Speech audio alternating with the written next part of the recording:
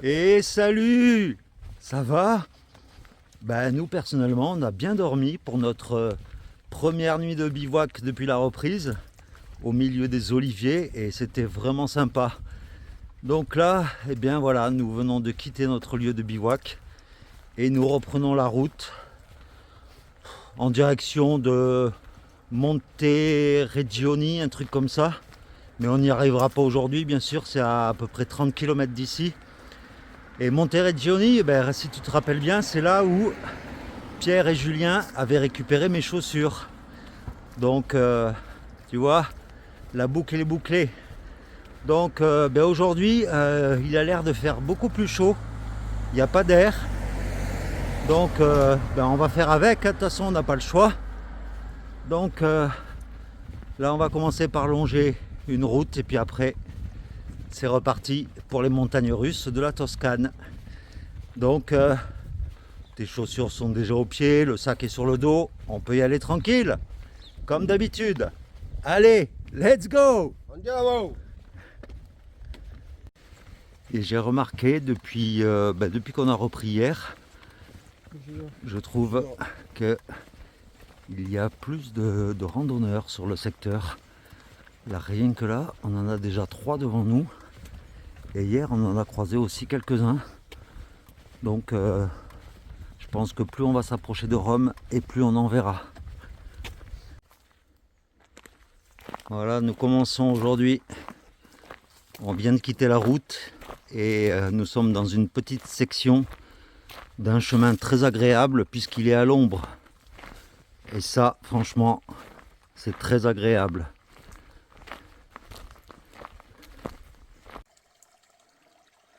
Voilà, nous sommes arrivés au fond de cette vallée. Et là maintenant, eh bien, il faut remonter. Voilà, une sacrée petite montée là. Ça réveille dès le matin.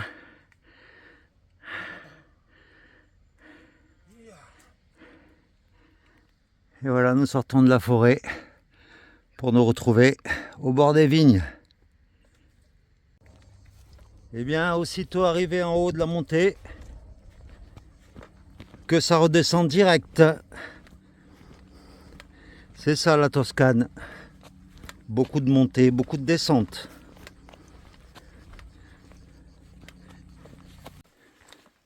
Après une énième montée, nous sommes dans une énième descente.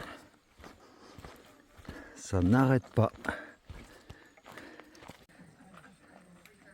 Voilà, et au fond de la vallée, nous tombons sur un petit café où nous nous accordons une pause, justement une petite pause café. Et l'on peut voir qu'il y a beaucoup de pèlerins sur le chemin. Et pour cette pause, donc, un café americano, des petits biscuits qu'on nous a offerts et surtout des dattes. Les dattes, c'est riche en ce qui est bon pour marcher, quoi. C'est cool.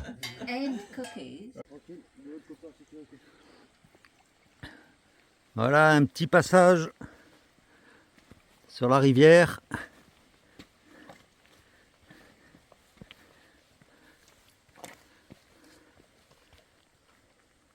Alors ici, nous arrivons à un choix à faire.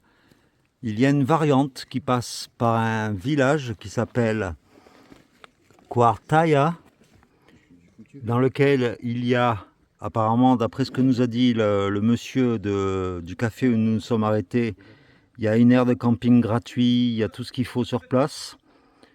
Donc ça nous rajouterait 4 km. Et sinon, il y a le chemin officiel qui passe par Colle di Valdelsa, où il y a un supermarché. Alors que de l'autre côté, on est sûr de rien. Donc on ne sait pas encore où on va passer, mais voilà, pour information. On va mettre un autocollant. Et à ce point stratégique, un nouvel autocollant. Donc on a fait 7 km aujourd'hui. Voilà, une petite pause s'impose au milieu d'un champ d'oliviers. Regarde tout ce qu'il y a. Il y en a tout au long de la route. Eh bien tiens, je te présente la carte et le dénivelé du jour. Donc c'est pas une étape qu'on va faire en une seule fois mais en 2 fois. Mais voilà, tu sais tout. Et bien voilà, après une bonne pause pour déjeuner, pour se reposer et aérer les pieds bien sûr, eh bien nous avons repris le chemin le long d'une route. Et là, je vois que nous arrivons dans une ville. Alors il faudra que je te le dirai juste après, ou je te l'incruste juste en dessous là, le nom de la ville. Et ça a l'air d'être une ville fortifiée comme San Gimignano. Je te laisse regarder l'entrée dans la ville. Regarde un peu comme c'est beau. Et vu que nous arrivons aux heures chaudes, entre midi et 16h, eh bien l'entrée dans la ville, ça n'a rien à voir avec San Gimignano. Regarde comme c'est calme. Et nous avons l'entrée juste là. Et nous voilà arrivés à Colle di Val d'Elsa. Parce que là maintenant tous les villages se touchent. Et là c'est l'église du village qui a l'air très ancienne, mais qui malheureusement est fermée. Voilà la technique pour aller faire des courses, c'est de mettre les sacs à dos dans le caddie. Comme ça on est libre et on n'a pas de poids sur le dos. Et là nous allons à Eurospin. C'est un magasin pas cher, un peu comme Lidl. Pour les enfants et les parents et toute la famille. Exactement. Voilà, après les courses, nous avons rejoint la Via Francigena et nous longeons un fleuve avec une couleur suspecte, une couleur un peu verte-bleue. On a l'impression qu'il y a de la javel dedans. Mais sinon c'est joli, hein. Bon, on espère trouver un lieu de bivouac pour se poser là. Mais c'est pas évident du tout parce que le chemin est vraiment trop étroit. Mais on va voir ça.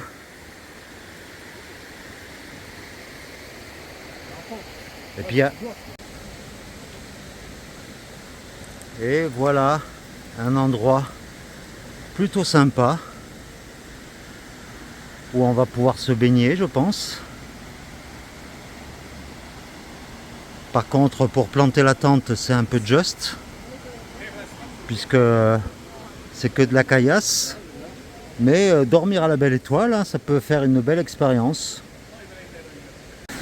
Bon, ben, le Pierrot, il est beaucoup plus courageux que moi, parce qu'elle est vraiment glacée, l'eau. Je ne sais pas d'où elle vient, mais voilà, Pierre, lui, il n'est pas frileux. Il s'est jeté à l'eau direct, dans ce petit oasis avec des cascades et tout, c'est sympa.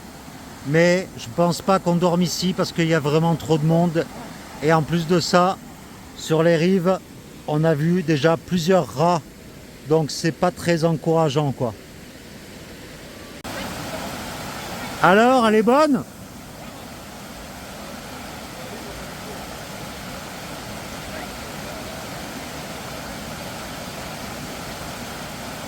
Allez, saute dans l'eau!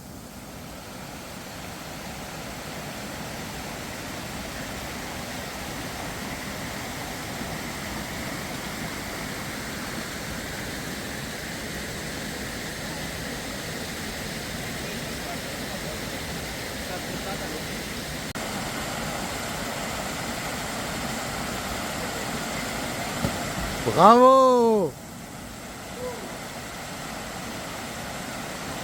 Quand je te disais que c'était glissant, et Pierre il est obligé de marcher à 4 pattes sur les rochers.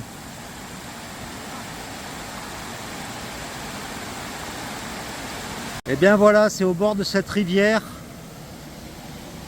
que, à l'occasion de ce 100e jour, et bien voilà, on trinque pour fêter mon 100e jour de marche, puisque Pierre c'est le 102e jour. Mais en tout cas, voilà. Et 126 jours qu'on est parti de chez nous. Et 126 jours qu'on est parti. 123. Ouais, 123. Et dans 2 jours, ça fera 4 mois qu'on est parti. Et pour manger, nous avons acheté des pommes de terre déjà cuites, qui sont encore tièdes, et des petites saucisses fumées. Bon appétit! Maintenant, on va devoir dormir sur le banc. Ben voilà, oui, comme dit Pierre, eh bien, Un petit minute. il y a un petit minou qui est là à nos pieds. On a mangé au bord, comme tu as pu le voir, au bord de cette magnifique rivière. Et du coup, la nuit est tombée et puis là, maintenant, il fait nuit, donc pour planter la tente, c'est pas la peine. Donc là, je pense qu'on va dormir. Je sais pas si tu vas les voir. Il y a 2 bancs qui est derrière. Donc, on va dormir ici, sur chacun son banc. Et je pense qu'on y sera bien à la belle étoile en plus. Banc privatif. Banc privatif, s'il vous plaît, attention. Et en plus, le ciel est étoilé, il y a de très belles étoiles. Donc, je pense qu'on va dormir là. Hein. Voilà, si Ah. Mamie elle est d'accord là, qu'elle nous fait petit signe. Oui. Bonjour à la mamie. Ouais. Et donc voilà, ça fait une expérience de plus pour bivouaquer. Voilà, après les toilettes publiques, après les écluses, après les maisons abandonnées. Eh bien là, ce soir, on dort sur un banc public. Merci Francis. Merci Géna. Merci Francis Géna. Donc voilà, eh bien, si tu veux bien, on se retrouve demain pour le 101e épisode de notre aventure sur la Via Francigena. Donc on te fait plein de gros bisous et puis on te dit à demain. Allez, ciao!